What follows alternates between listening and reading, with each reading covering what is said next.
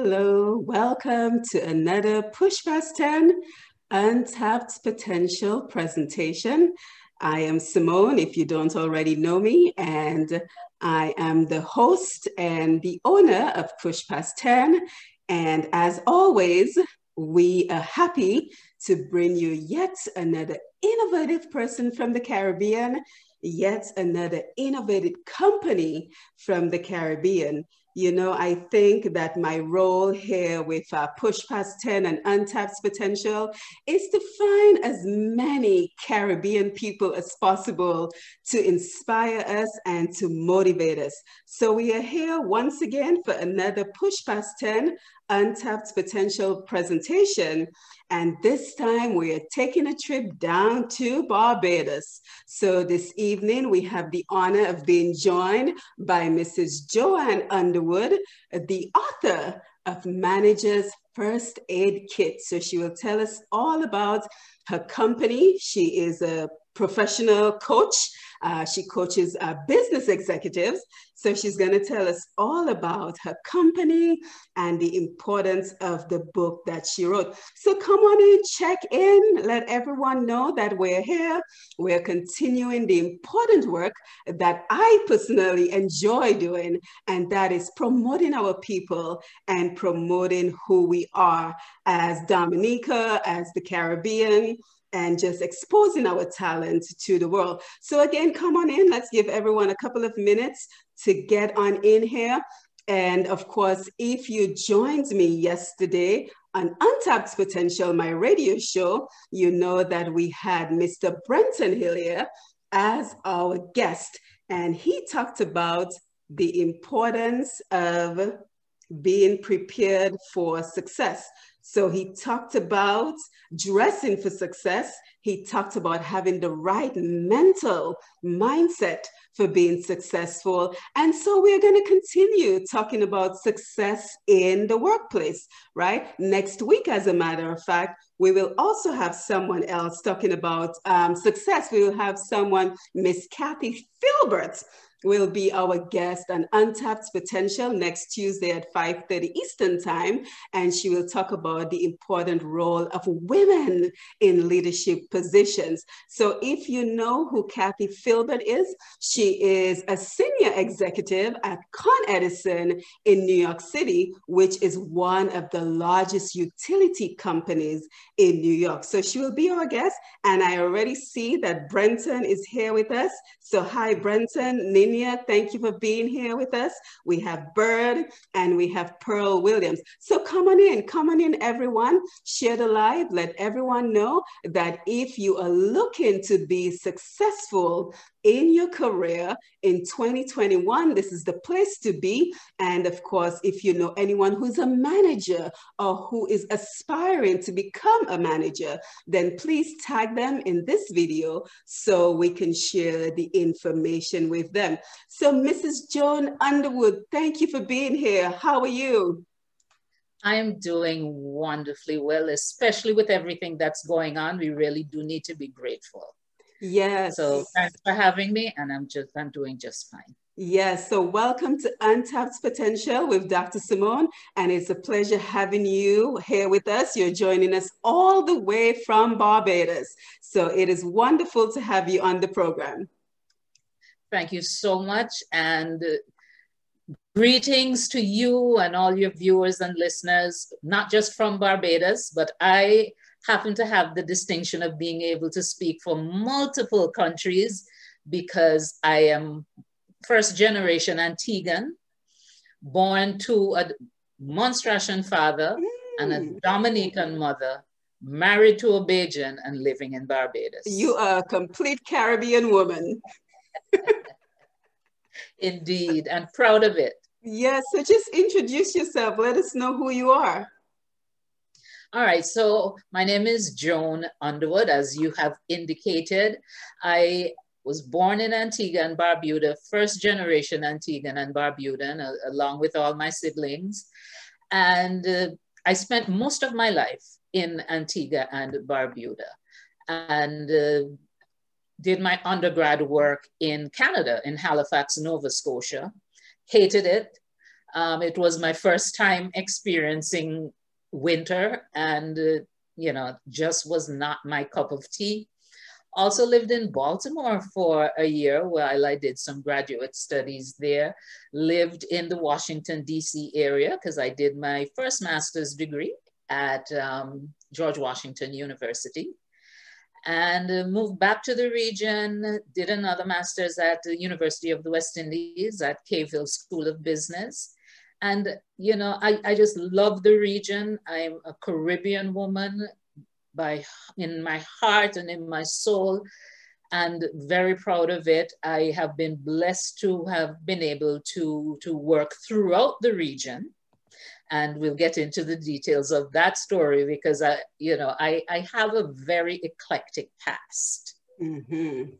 Yeah, so kind of just walk us through some of your past, some of what you did before you landed in Barbados with your company. All right, so my first career was actually in healthcare.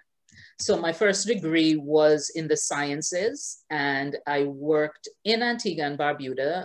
Back then it was the government hospital was known as Halberton Hospital, and I was a lab technician.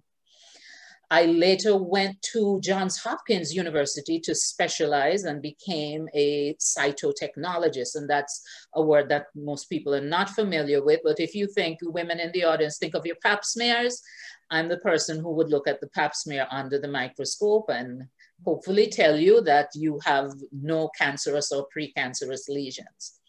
But while I was working as a technician, as a lab technician, I became frustrated by what I perceived at that time to be bad policy and bad management. So for example, I collaborated with public health nurses to do an educational campaign to encourage women to come in and have their pap smears done. And we had a fantastic response. Women were coming in. Unfortunately, because they had not been having their pap smears on a regular basis, we were finding lots of cancers and precancerous lesions. But the thing is, once you know what the problem is, then you can start to deal with it. And in the middle of that wildly successful public education campaign, we ran out of reagents. Wow. So we weren't able to process the pap smears anymore. And, you know, so with their lobbying, the administration to buy the supplies so that we can continue, because we've taken all these pap smears and now we're unable to read them. And they were like, oh, we don't have it in the budget. And I was like, this is ridiculous. So I ended up, instead of focusing, you know, and obsessing on the problem, I said, what's the solution? The solution is more effective healthcare planning and policy. So I went off to George Washington University and I did a master's in health services administration. But by the time I got back to Antigua, well, let me say, before I left, when I said I wanted to go and study in the public service, it's oftentimes a lot about length of tenure. So when I said I wanted to go off and study and explain why, I was told, oh, there are plenty of people ahead of you. Oh, wow. So it wasn't a case of, this is what we need or not what, you know, it's not what we need. It's simply you're in a queue and you have to wait till the more senior people get through. And so I decided, you know what, I'll resign and I'll go on my own. Wow. And so that's exactly what I did. I resigned and people thought I was crazy, but I really believed that we could do better. And so I put myself through, I have worked full-time, went to school full-time, graduated, moved back home. But at that point in time, I decided, you know what? I don't think I'm going to fit back into the public service, given the way it's so highly bureaucratic. It's going to be so hard to effect change. So I ended up managing a private community hospital instead. So I did that for a while, really enjoyed doing that, and because I believe in a life of service. And while I was doing that, the institution was approached by someone acting on behalf of a name that some of your listeners might know, and it's Eric Clapton. Because at the time he was building a drug rehab center in Antigua. He actually has a home in Antigua. And so they approached my small community hospital because they needed to have medical cover for their patients at the rehab center. And so I went through a contracting period with them so that we could, you know, be selected as the hospital to provide, you know, if needed, medical care for their patients. And at the end of the contracting period, they say, would you like to come and work with us? Oh, I mean, wow. we like how you've handled this. And so this time it was still just a construction project. So they took me on board as the operations manager. So I got to hire all of the non-clinical staff, set up the standard operating procedures. So I'm still in the kind of healthcare field, right? Having moved from the technical part of it to policy and administration and management. And then from that, I transitioned to general management. And like I said, very eclectic. I managed the national lottery. Wow. Then from healthcare to lottery. Interesting. Then I joined the financial conglomerate as a special project manager first. So I designed and managed the project for them for 1 year. And then they said, can you come on board and set up our HR department? And at the time I was like, I would rather stick needles in my eyes because I mean, HR had no interest in it. But what did catch my interest is that it was starting from scratch because they didn't have an HR department. They had a personnel department, which, you know, just did payroll, tracked leave. And I knew I didn't want to do that, but I like new challenges. So the thought of creating something from scratch, that's where I get most of my energy. Starting with a blank screen or a blank piece of paper and conceptualizing it and both big picture and details. We are very much similar in that sense. That's my favorite thing to do. Start with nothing and just create something. Exactly. Yes. So I said, I'll do it, but only for 3 years because I don't want to get stuck doing HR. And so we negotiated a 3-year contract, but fell in love with HR, and it's been 20 something years. Oh my. Yeah. Right. So how was the transition to Barbados? What drove that decision to move from Antigua to Barbados? Oh, well, there are a couple chapters in between getting into HR and to Barbados. So like I said, I fell in love with HR, ended up doing that for, gosh, it must have been over 7 years. And then there was a change in administration. And during that time, I was very active in terms of just social activism. I was a founding member of the Professional Organization for Women in Antigua and Barbuda. And we lobbied for the rights of women and girls and gender equity, etc. I eventually became chairman of the Employers Federation. And while I was in that position, I changed the name from chairman to president. They had, you know, so it became, and I changed the name of the organization also because it was just Antigua Employers Federation. We're a twin island nation. So we changed it that year to Antigua and Barbuda Employers Federation. And through my role at the Employers Federation, I worked regionally as well. And that year was actually awarded by the Caribbean organization as the employer's champion for the region based on the work that I was doing at that time. So after there was a change in administration in Antigua and Barbuda, the new administration asked me to serve as one of their non-resident ambassadors. And so that was another major shift. So I became Antigua and Barbuda's ambassador to a number of Latin American countries: Argentina, Brazil, Chile, Mexico, Venezuela, and Colombia. And so I did that from 2004 until 2012, which is when I first moved to Barbados, because this is my second stint in Barbados. And so from 2004 to 2009, I worked as an ambassador, but still had my job in the private sector. Because with small island nations, you know, we don't have as many resources as some of the bigger nations. And so the government often partners with people from the private sector to help them, especially in foreign affairs. But then in 2009, Prime Minister Baldwin Spencer, after winning his second term in office, asked me to come and work with him full-time as his chief implementation officer. And so I gave up the private sector at that point and went to work with PM full-time.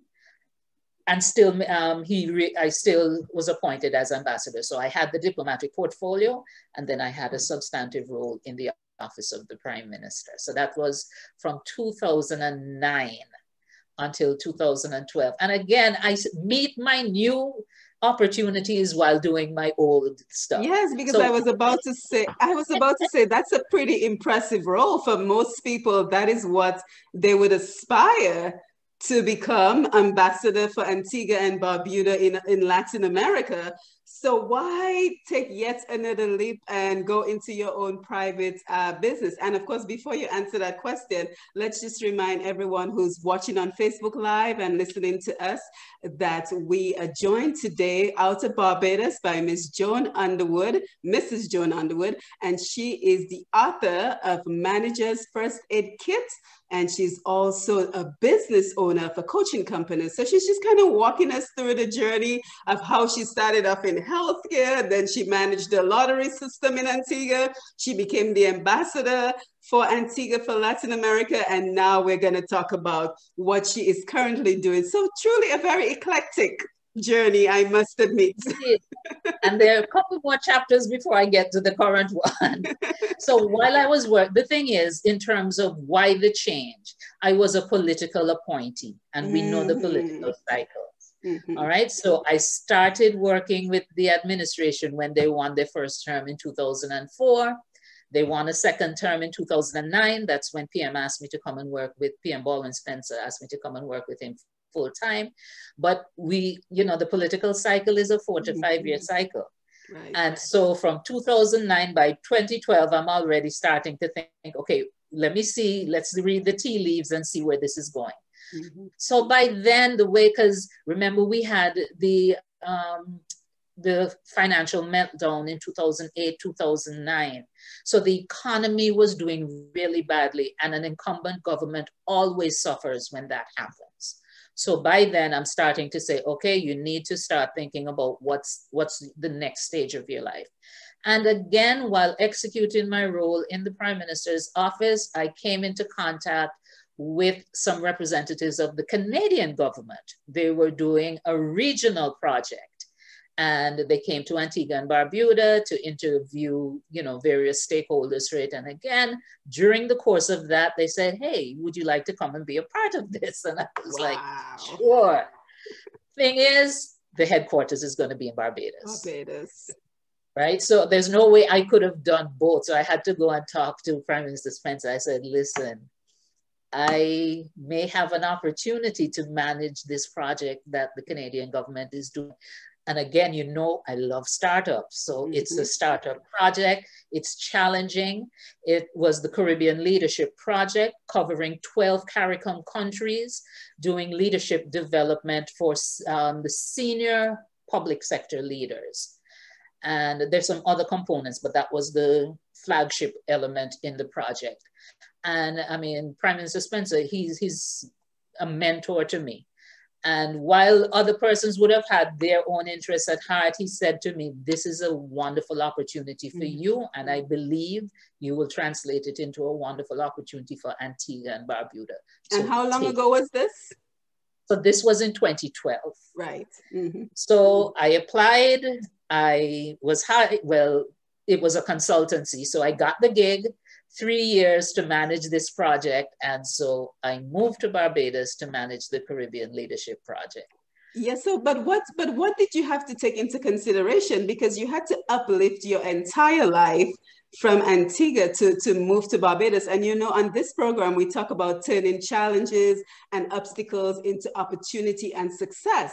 So what did you have to take into consideration while making such a life-changing decision? Great question. Fortunately for me, at the time I was single. My biggest concern was my dogs. I had 2 Doberman, And I just couldn't imagine living without them. So I spoke to my vet. So that was the biggest consultation I had in making That's this move. important. Talking to the vet, how can we make this happen for me to relocate the dogs to Barbados with me? And so we had to go through all this stuff about quarantine. So they couldn't move immediately with me. But, you know, within a month or two of moving, then we were able to get it. And once the dogs arrived, Barbados felt like home. Yes, yes. And I've been to Barbados. It's a lovely place. Yes, it is indeed. Beautiful. And there's so much that I love and appreciate about this country. Yeah. Now, how did you transition into owning your own company? All right. So, like I said, that was a 3-year contract, and I already told you I get bored after a while. So the thing with the project, again, coming at a startup, had to do all the standard operating procedures, hire all the staff, furnish the office, I mean, everything. Make all the linkages with the 12 participating countries. We had to design the program. So it was fascinating. It was exciting. I mean, I just had a blast. And then it was up and running, working like a well-oiled machine. So guess what? I started getting restless. Yes, I'm the same way too. And, you know, my life kind of goes in either 3-year cycles, or 7 is kind of the outer edge of it. That's kind of like my absolute maximum. And so the coordinator of the project, the Canadian coordinator of the project, realized that I was getting a little bit restless. And I think in a quest to keep me, you know, engaged, offered me the opportunity to, because I was there as a project manager, offered me the opportunity to facilitate the leadership development program. Because something I haven't mentioned, but I've been doing like while all this other stuff is happening, is that I teach for UWI. So first I taught in their undergrad program, then I taught in their executive diploma in management and executive MBA. But when I moved to Barbados and got caught up in the project, I just didn't have the bandwidth to continue to do that. There was just too many moving pieces for the project. So I had given up my teaching with UWI. But she had heard me talk about how much I enjoyed teaching. So she was like, why don't you, you know, transition, spend part of your time as a project manager, because the project is running well. You don't have to be as hands-on. And then you can be a facilitator. So in doing that, it stretched past the initial 3 years, because this was now something new. So I did that for a while, and then I said, okay, I don't want to manage the project at all anymore. I'm done. And I will continue to facilitate for the time being, but I'm going to start my own company and do other consulting work. And so I made that transition in 2015, 2016. And formed Underwood Talent Development Services Limited. Yes, yes. And I'm reading your bio here, and it says Managing Director, Principal Consultant with Underwood Talent Development Services, and acclaimed the consulting firm specializing in helping professionals, business enterprises, governments, and Caribbean institutions develop high-performance individuals, teams, and strategies. Wow, that is really truly a great opportunity. Now, speaking of which, so you work with others outside of Barbados as well? Oh, absolutely. So for example, my work day today began with my facilitating an online training program for a cohort of learners in the public service in St. Lucia. Right? So they're one of my clients. I do online training with them, because now in COVID, you know, and not a lot of face-to-face taking place. But, you know, it's so important in terms of preparing for success to have what I refer to as heads-up leadership. You can't just decide, okay, this is what I'm doing and I'm focused on what I'm doing. You have to be paying attention to what's happening in the environment around you. Absolutely. And so it was, I think, back in 2014 that I said, you know what? I think that online learning is going to become more and more popular. So I went and I got certified as a virtual facilitator. Excellent. Because you can't just take face-to-face learning and sit down in front of a computer and do it. The design process needs to be completely different. You have to make it much more interactive to ensure that people just don't have the computer on, but are doing something else. So, I mean, so then since, you know, the pandemic came about, people are trying to convert, but I've been operating in this medium for a while now. Mm-hmm. So, you know, the government of St. Lucia reached out and they were like, we have to start doing our training online. I was like, I got you. I'm already there. Yeah, and quite interesting. You're actually preaching to the choir because I'm an online learning professor, so it's right up my alley. So I do know the importance of being able to facilitate courses and education via the online format. And you're right, it's not simply translating what is presented in a classroom into online. It's a completely different system that I don't think many people understand that it is different. Yeah. And, you know, for me, I know that I've gotten it right because I try not to let the sessions go beyond 2 hours. That's the absolute max. If it can be shorter, I'll keep it shorter. But for me, I know that I've done a good job in designing the session. If when I start wrapping up, people say already, I mean, the time just flies if you get your design right, if you have the right amount of engagement. It's not a chore, it's not a task for people to be with you for those 2 hours. Right. And I want to make sure we get to your book before the time runs out on us. So tell us why it was important for you to write this book, Manager's First Aid Kit. Why was it important? Okay, so here's my book, baby. This is Manager's First Aid Kit. Why was it important? So you mentioned that I'm a coach, a professional coach. So I do performance coaching and I do executive coaching. And I just heard so many stories from good people working really, really hard, who are stressed out, who are anxious, and helping them in a one-on-one relationship and the type of feedback that they get. But the thing is, I wanted to have even bigger impact. In addition to hearing the pain that coaching clients have in my training work as well, and even in my consulting work, when I go into organizations, there's so many people who are really struggling, good people really struggling in a lot of pain. And what I found is that the primary pain point is that transition from being an individual contributor to a supervisor or manager. Because think about it. Typically, you get promoted to a managerial position because you were very good at what you were doing already. Exactly. Right? So you were a very good knowledge worker. You were a very good technical worker. So they reward you by promoting you to a role that requires a completely different skill set. Yep. And unfortunately, most employers don't provide the necessary training to help you make that transition. So the published research says that as much as 60% of new managers either fail outright or underperform in their first 2 years. And that's why I came up with the thought of writing the book and putting this help out there. The name of the book is Manager's First Aid Kit. And, you know, it's recommended that every household have a first aid kit. Why? So that you can deal with small problems before they become big problems. And so in the Manager's First Aid Kit, I take you through dealing with the 3 biggest challenges that I have found personally and in my coaching and consulting work: managing self, managing others, and managing systems and processes. So that's the structure of the book. It deals with those challenges and gives you very practical tips in terms of how you can address those challenges and to, you know, maximize your potential as a manager.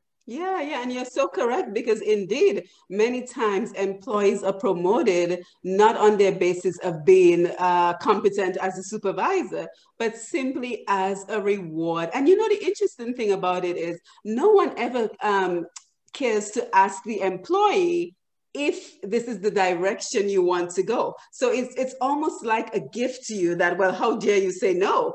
Because, you know, you've done so well in this job. So this is the only way we can reward you. There are other ways to reward employees who are not interested in being managers, but you almost feel compelled to accept it because it's being offered to you as this gift that you may not be interested in. Exactly. And it's a gift that can suck the life out of you if you're not Yes. careful, Yes. right? Because at first you're happy about it, probably because it's more money, more Yes. perks, and it's, you know, it's prestigious, Prestige. right? And then you find yourself struggling, and you almost don't have anywhere to turn because you don't want to give people reason to think that they made a mistake in promoting you. So you might be reluctant to be vulnerable. Then your peers who were, you know, line staff with you and maybe, you know, managing them, you're going to tell them that you're struggling. Right. Right. So it can be a very lonely and a very painful transition, but it doesn't need to be. Yeah, and you know, it can also be demotivating for the employee because here you were enjoying whatever skill sets you were using, Yep. and now you're placed in more of an administrative position where there might be a lot of paperwork. You now have to discipline employees. So it can truly be challenging. But you know, I wanted to read some of the reviews on your book because there's some wonderful reviews. And of course, you're going to let us know where we can purchase your book. And this is a book for just about any person who's interested in career advancement because it gives you the tools that you need as a manager, or if you're aspiring to become a manager. So I want to just read some of the reviews. So we have here, this book is a must-have for a new supervisor or manager or anyone who would like to refresh their managerial skills. Extremely practical and should be one of these books that you keep handy and reread to hold yourself accountable to consistently demonstrate the foundational behavior associated with both managerial and leadership skills. I want to read one more because they're so engaging and thoughtful. The author's ethos is grounded in meaningful transformation, beginning with the manager. The approach challenges the reader to deep introspection to identify lasting solutions. Congratulations. Thank you. Thank you. The book has been extremely well received. I'm really gratified by that. So, you know, I can see this becoming a staple in the Caribbean because like you and I were having a conversation, many times that is an area that is lacking. Yeah, you might go to UE and take a managerial course, but if you're looking for just that first aid aspect, something to just grab quickly when you get the news that maybe you're going to be promoted, it is a wonderful tool to have with you to read and get more information. Absolutely. And I have some corporate clients who have bought copies of the book and given them to their managerial staff to help them to navigate the space. And that is what I would also recommend, that companies who are interested in investing in their employees should take the opportunity to purchase the book. And while you're offering the gift of being a manager, you offer the gift of the book as the toolkit. Absolutely. Absolutely. Yes. And you know, you mentioned that we both teach. Just last evening, I was interacting with a colleague who is also a lecturer. She teaches in the UE Open Campus program. And she said to me, I'm actually using parts of your book with my class on effective management. So I mean, I was really pleased to hear that, because something else that has bothered me as someone who has operated within the academic space in the region is that we don't have enough of our stories, our research to bring to the classroom. So I'm really, and when I was working on the book, there are lots of stories in there from my time in the foreign service, from my time in the corporate world, that I tell stories. So they're very relatable, because these are stories about Caribbean people.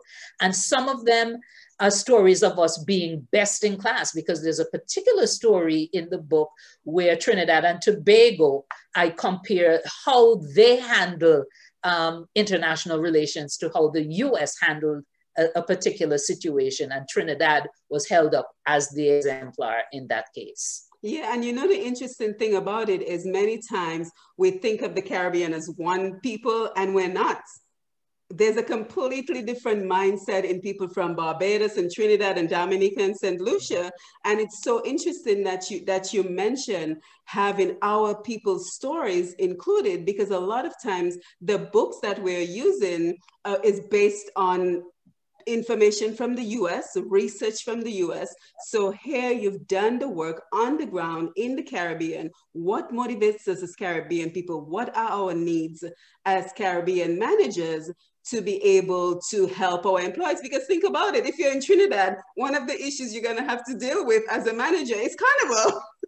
because from what I hear, Carnival time is not a holiday in Trinidad, but nobody goes to work. Not So officially. that as a manager.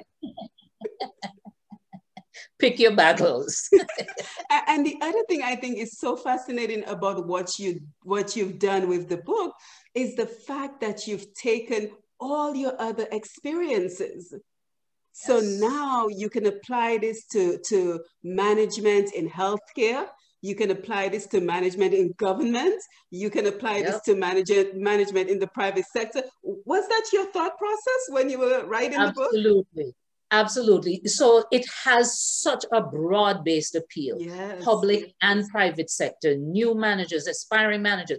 I have to tell you something I didn't expect, though, that caught me by surprise, is how much entrepreneurs are loving the book. Because I totally wasn't thinking about them when I was writing the book.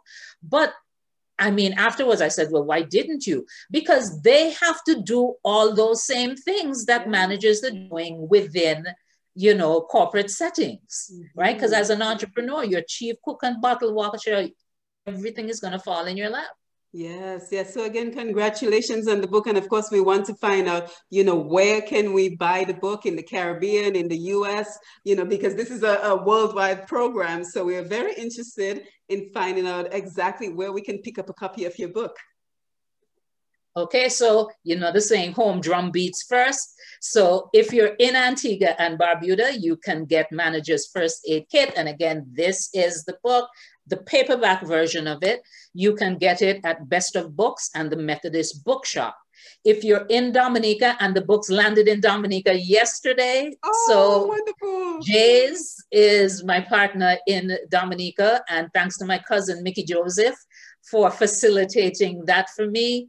And Jermaine Joel Jean-Pierre, she was the one who made the initial contact and requested that I ensure I get the book in stores in Dominica. So Jay's is on board. The shipment landed in Jamaica today for Kingston Bookshop. So it's currently being cleared. So we can look for those in Jamaica. You can get it from Kingston Bookshop. And in Barbados is at Days, but we're on lockdown right now. So you have to wait until we open up to get it. But that's for the paperback version. The book is also available electronically for download in Kindle or whatever other electronic reader you use. And it's on Amazon. So if you go over to Amazon, you can simply search for my name, Joan H. Underwood, and you'll see my book. And as of last night, it's also available in audio form. So the audio book is available as of last night. And special promotion right here, because if you signed up for a free trial version of audiobook, you will get my book completely free of cost. Wow. So log on to Amazon before they change their mind on this. Right now, you can get an audio version of my book. So if you're working out, going on your walks, you know, doing stuff around the house, you can listen to the book. One of my readers, when I posted the announcement about the audiobook, because she already has her autographed copy of the paperback, and she was like, I'm logging on now because I can listen to it when I'm doing other stuff, and it will reinforce the lessons so that I can really internalize them. Yeah, and the good thing about it, if you have the audio version, you can listen to it over and over again. So if, for example, you just want to hone in a particular area, then you can revisit that information over and over again. So again, congratulations. I can tell that you're very excited about the new book and everything else that you're doing with your career. Now, have you ever thought of maybe having your own workshops based on the book? Because I think this is just such powerful information. Well, let me tell you what, it's the other way around. The book is based on my workshops. I get it. That makes sense. And a blog, because I wrote a blog, you know, when I first formed the company, I wrote a blog for a full year. And then I was like, you know, when you're writing it, and you probably experience this as well, you know, each week you churn out one and it doesn't seem like it. But when you look back over a year and you realize, hey, this is some good stuff. And so the book came out of that process. And with my training, there are a number of my training programs that use the book as a resource. That is wonderful. That is now, speaking of your blogs, where can we find you online besides just picking up a copy of your book if we're interested in your blogs, in following you? Absolutely. Thank you so much for that question. So the easiest thing to do, you can search for joanhunderwood.com. All right, so that's actually the landing page for the book, and you'll also find my blog there. So joanhunderwood.com. You can also look me up on LinkedIn, Joan H. Underwood. I'm on Facebook. I have a business page as well as my personal page. I'm on Instagram, making it really easy for you. It's at joan.h.underwood. So, and I have actually a new product that I just launched, and it has been getting fantastic feedback. It's a microblog. So every day, I put out just a small bite-sized snippet, and it's called Tools from My Kit. And I take requests. So if someone is struggling with an issue, they can give me the topic and I will write. Some of them is just one snippet. Other times I'll treat with the issue for an entire week. So you'll get 5 episodes on the topic. So, and the microblog is available on Facebook, on LinkedIn, and over on Instagram. Yeah, wonderful. Go ahead. Yeah, so I just want to encourage anyone, you know, you don't need to struggle alone, and you don't need to struggle indefinitely. The struggle is real, but there are real solutions out there as well. And my passion, my commitment, my purpose is to help as many of you as I can to really maximize your potential.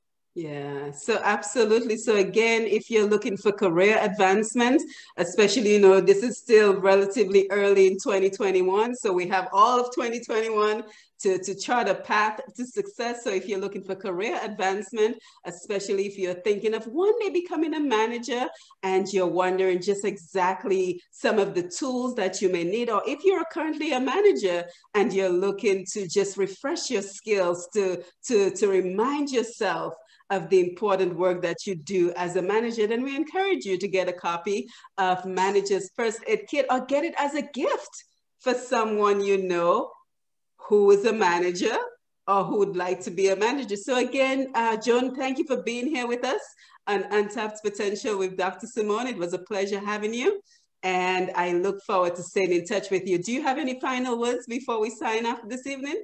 Well, I want to thank you, and I want to thank someone who brought us together, and that's Irma Senhouse. So Irma introduced us, and she said, oh, you two will hit it off because you have so much in common. And she was right. So thanks to Irma, thanks to you, thanks to all your followers and your listeners. It's been an absolute pleasure speaking with you and helping to bring the managers to a first aid kit to them, so you don't have to struggle. You can get the help that you need to maximize your potential. Yes, it was wonderful. It was wonderful having you on the program, and I look forward to staying in touch with you. Absolutely. Same here. Bye-bye now.